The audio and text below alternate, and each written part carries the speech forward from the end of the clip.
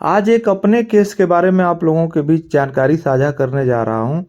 जिसको मैंने खुद लड़ा है और उसमें किन-किन परिस्थितियों से गुज़रना पड़ा और क्या-क्या मामले उसमें घटित हुए, उसके संबंध में मैं आप लोगों से चर्चा करूँगा। मामला एक खलिहान की ज़मीन के संबंध में है। खलिहान की ज़मीन का अलॉटमेंट जो है पट्टा हमारे क्लाइंट के हक में हुआ था और जब हमारे क्लाइंट के हक में उस खलिहान की ज़मीन का पट्टा हुआ तो वह व्यक्ति उस ज़मीन पर अपना घर मकान बना करके और काबिज हो गया। चूँकि पहले लोगों को इतनी जानकारी नहीं थी कि नहीं भाई ये खलिहान है, चाहे इस पर ये होना चाहिए, नहीं होना चाहिए। तो उस व्यक्ति ने आवंटन होने के बाद उस पर मकान बना करके और अपना रिहायशी रूप में रहने लगा। जो खलिहान का आवंटन हुआ था वह आवंटन जो है 1986 में हुआ था हमारे क्लाइंट के हक में, और 1986 के हुए आवंटन के बाद वो उसमें रह रहा था। बाद में दुश्मनी वर्ष 2018 में किसी ने एप्लीकेशन दिया कि नहीं ये ज़मीन जो है खलिहान की है और खलिहान की ज़मीन पर ये अवैध कब्जा है, जिसको हटवाया जाए।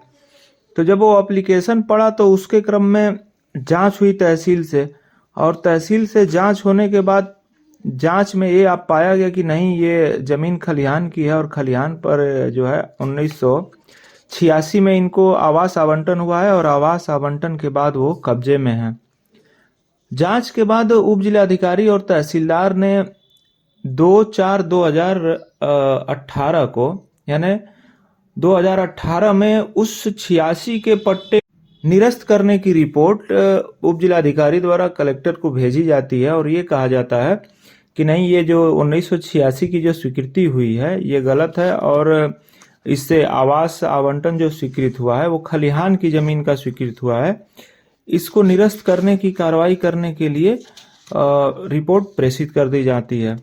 रिपोर्ट प्रेषित होने के बाद धारा 66 में मुकदमा दर्ज होता है और जो एलाटीज होते हैं, जो पट्टेदार होते हैं, उनको जो है न्यायालय से नोटिस जारी होती है। नोटिस जारी होने के बाद उसमें हम लोग आपत्ति देते हैं और आपत्ति देने के बाद वो कार्रवाई चल रही होती है। इसी बीच होता क्या है कि कुछ लोग एप्लीकेशन देते हैं और कहते हैं कि नहीं ये खलिहान की ज़मीन पर जो इन लोगों का अवैध कब्जा है उसे तत्काल हटाया जाए और इन लोगों के खिलाफ जो है कार्रवाई किया जाए, बेदखली की। तो उसमें तहसीलदार के समक्ष दर्ज होता है मुकदमा 67 में और कार्रवाई चलती है। और तहसीलदार के यहाँ जब मुकदमा दर्ज होता है और कार्रवाई चलती है तो तहसीलदार के यहाँ से हमारे विरुद्ध जो है बेदखली का आदेश पारित हो जाता है और उस बेदखली के आदेश के विरुद्ध जो है हम अपील में आते हैं और कलेक्टर के यहाँ अपील दाखिल करते हैं।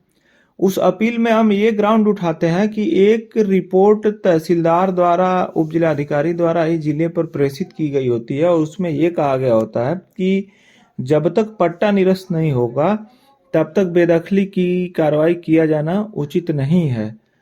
लेकिन उस रिपोर्ट को दरकिनार करते हुए तहसीलदार द्वारा हमारे खिलाफ बेदखली की कार्रवाई कर दी जाती है और हम अपील में आते हैं। अपील में आकर के अपने सारी बातों को हम उठाते हैं और कहते हैं कि भाई 1986 में हमको सरकार द्वारा ही आवास आवंटन स्वीकृत हुआ है और आवास आवंटन स्वीकृत होने के बाद से हम इस ज़मीन पर कब्जे में हैं। हमने कोई ऐसा अवैध अतिक्रमण नहीं किया हुआ है। सरकार हमको ज़मीन दी तभी तो हम उस पर घर बना के अपना काबिज हुए। इन सारी बातों को और सारे तथ्यों को हम रखते हैं अपीलेट कोर्ट में, लेकिन अपीलेट कोर्ट ने जो है हमारी अपील को वर्ष 2023 में ये कहकर खारिज कर दिया कि खलिहान की ज़मीन चूँकि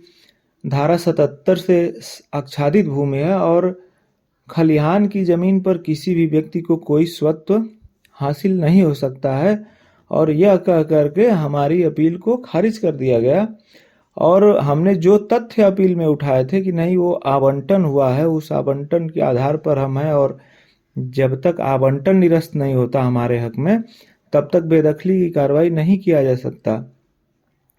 इन सारे तथ्यों को न्यायालय ने नहीं माना और सीधे सीधे आदेश कर दिया कि नहीं ये धारा 77 के अंतर्गत आने वाली भूमि है और सार्वजनिक प्रयोग की भूमि है, इसलिए बेदखली का आदेश उचित माना और हमको बेदखल कर दिया गया। बेदखली का आदेश जब हमारे खिलाफ पारित हुआ है तब हम जाते हैं माननीय उच्च न्यायालय में, और माननीय उच्च न्यायालय में हम जो है वो तहसीलदार आदेश और कलेक्टर का जो अपीलेट कोर्ट का आदेश है, उन दोनों आदेशों के विरुद्ध रिट याचिका दाखिल करते हैं। और माननीय उच्च न्यायालय के समक्ष हमने इन सारे तथ्यों को रखा और सारे बिंदुओं को माननीय न्यायालय के समक्ष उठाया। माननीय उच्च न्यायालय द्वारा सारे तथ्यों पर विचार करने के उपरांत मेरी रिट याचिका में, मतलब जो रिट याचिका हम लोगों ने दाखिल किया था, उसमें स्थगन आदेश जो है पारित किया। इस मामले में मेन महत्वपूर्ण बिंदु यह था कि अगर खलिहान की या कोई भी सार्वजनिक प्रयोग की भी जमीन हो, अगर सरकार ने ही उसका अलॉटमेंट यानी उसका पट्टा आपके पक्ष में स्वीकृत किया है, तो नियमतः तो ये होना चाहिए कि जब तक भाई सक्षम न्यायालय से उस पट्टे को निरस्त नहीं किया जाता है तब तक बेदखली की कार्रवाई प्रोसीड नहीं होनी चाहिए। लेकिन इस हमारे मामले में बिना उसको निरस्त किए हुए ही हमारे खिलाफ बेदखली की कार्रवाई कर दी गई। फिलहाल मामला माननीय उच्च न्यायालय के समक्ष है और माननीय उच्च न्यायालय द्वारा हमारे मामले में स्थगन आदेश दिया गया है।